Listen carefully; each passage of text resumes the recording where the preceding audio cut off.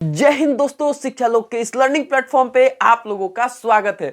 बच्चों, आपके डिमांड पे आज मैं हिंदी का ट्रिक के माध्यम से लेखकों और पाठ का नाम याद कराने के लिए आपके पास आ चुका हूं। क्या बच्चों, लेखकों और उसके पाठ का नाम, पाठ के नाम तथा उनके लेखकों का नाम ट्रिक के माध्यम से ऐसे याद कराऊंगा आपको कि जीवन भर नहीं भूल। आज समझ लीजिए, आज की वीडियो देखिए और ये जो 3 से 5 नंबर का आपका छूट जाता है परीक्षा में, ये बार बार क्वेश्चन इसमें आते हैं।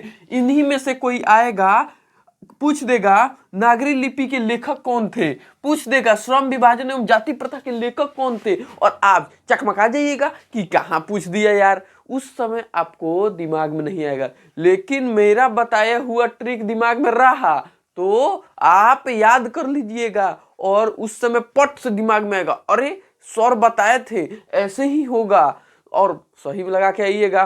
तो एक एक नंबर बहुत मायने रखता है। आज की वीडियो बहुत कम समय में आपको ये मैं पूरा समझा दूंगा, और अगर इसको समझाने के बाद आपको वीडियो अच्छा लगा तो 100 गो लाइक का मेरा टारगेट है। 100 गो लाइक आप लोग कीजिए, 100 गो कमेंट करिए। नेक्स्ट पार्ट ये गद्य खंड का मैं बना रहा हूं आज, अगले में काव्य खंड का भी लेके आऊंगा। अगर आपको अच्छा लगा तो मैं ये गद्य खंड का जो ट्रिक आज लेके आया हूं, काफी मेहनत के बाद बच्चों ये ट्रिक में बनाया हूं, और इस मेहनत को आप लोगों को साकार करना होगा लाइक करके। तो आइए वीडियो को शुरू करते हैं। चलिए, पहला ही है हमारा श्रम विभाजन एवं जाति प्रथा। क्या है बच्चों? श्रम विभाजन और जाति प्रथा।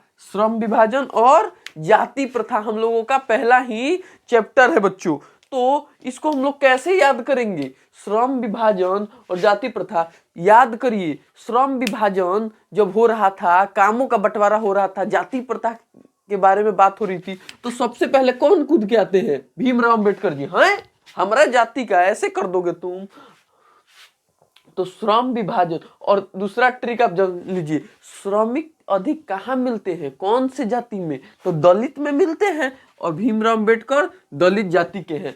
तो इससे क्या हो गया? श्रम विभाजन जाति प्रथा के लेखक भीमराव अंबेडकर। हो गया ना याद? आगे बढ़ते हैं, आगे बढ़ते हैं आपके। अब सुनिए, विष के दांत, ये है विष के दांत, नलिन बिलोचन शर्मा। विष के दांत नलिन बिलोचन शर्मा, याद कर लीजिए। ब से विष और ब से बिलोचन, ठीक है। नलिन बिलोचन शर्मा, विष और बी से बिलोचन, याद हो जाएगा। ब से विष और ब से बिलोचन, क्या हो गया? नलिन बिलोचन विष के दांत, नलिन बिलोचन विष के दांत। तो यह भी याद हो जाएगा, आपको एकदम दिमाग में बैठ जाएगा। बिलोचन से याद रखिएगा विष, बिलोचन विष, नलिन बिलोचन शर्मा विष के दांत, याद हो गया।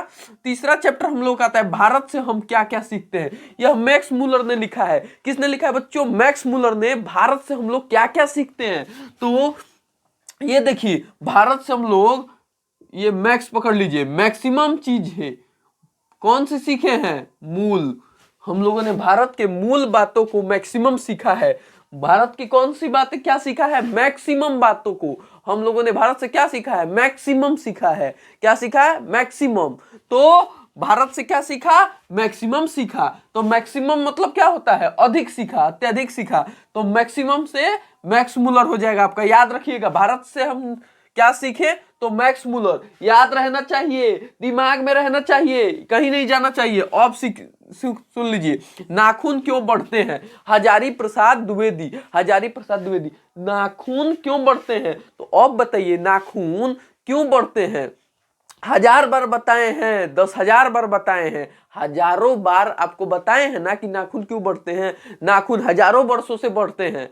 नाखून क्या है? हजारों वर्षों से बढ़ रहे हैं। आज कल से नाखून नहीं बढ़ रहे हैं। आप काटिएगा फिर नाखून बढ़ेगा। तो नाखून क्या हजारों वर्षों से बढ़ रहे हैं, 1000 बार बढ़ रहे हैं। ये बात आपको 1000 बार बता दिए हैं, नाखून हजारों वर्षों से बढ़ रहे हैं। तो हजारी प्रसाद द्विवेदी, ठीक है। अब आएगा तीसरा, नागरी लिपि। नागरी लिपि गुणाकर मूल्य। क्या है? नागरी लिपि गुणाकर मूल्य। अब देखिए, जो हम लोगों का नगर है, न से नगर, नगरी के पढ़ लीजिए इसको, नगरी, नगरी लिपि। तो नगर हम लोगों का क्या है? गुना कई गुना बढ़ चुका है। नगर की संख्या अब कई गुना बढ़ चुकी है। पहले जो एक महानगर था, दूर था, वो अब कई गो महानगर हो गया है। तो क्या हुआ, नगरीय लिपि गुणाकर मूल्य जी, कई गो बढ़ चुका है नगर, कई गुना बढ़ा है। नगर क्या हुआ है, कई गुना हुआ है। तो ग से गुणाकर मूल्य, समझ गए। नगरीय लिपि क्या हो जाएगा, गुणाकर मूल्य। याद रखिएगा, एकदम आता है ये, एकदम। बहादुर, तो हम लोग का छठा चैप्टर क्या है, बहादुर। बहादुर अगर होइएगा तो क्या, अमर हो जाइएगा। बहादुर रहिएगा तो अमर हो जाइएगा। भगत सिंह क्या थे, बहादुर थे। उनकी मृत्यु हो गई, उनका शरीर तो मर गया, लेकिन वो अमर हो गए। तो बहादुर रहिएगा तो कैसे हो जाइएगा, अमर हो जाइएगा। तो अ से अमरकांत, बहादुर अमरकांत। बहादुर का हो जाएगा अमरकांत। क्या, बहादुर रहिएगा तो अमर हो जाइएगा, तो अमरकांत। अब देखिए, परंपरा का मूल्यांकन क्या होगा, परंपरा का मूल्यांकन। अब बताइए, राम जी का मूल्यांकन कब हुआ था, जब वो वनवास गए थे। राम जी का मूल्यांकन तभी नहीं हुआ था कि भाई भगवान हैं। राम जी अगर वनवासे नहीं जाते तो उनका मूल्यांकन हो पाता, नहीं हो पाता, नहीं हो पाता ना। तो देखिए, परंपरा का मूल्यांकन रामविलास शर्मा, राम जी परंपरा को निभाते हुए उन्होंने अपना मूल्यांकन किया, तो रामविलास शर्मा। परंपरा का मूल्यांकन किसका हुआ था, राम जी का हुआ था। राम जी परंपरा वाले थे, उनका मूल्यांकन हुआ तो वो रामविलास शर्मा। ठीक है, परंपरा का मूल्यांकन रामविलास शर्मा, याद रखिएगा। अब देखिए, अब आ गया जीत जीत में निखरत हूं, जीत जीत में निखरत हूं। पंडित जी जो थे, बार बार क्या हुआ, बार बार नहीं अनेक बार जीत जीत के महाराज बन गए। क्या हो गए, महाराज। पंडित जी क्या हो गए, महाराज।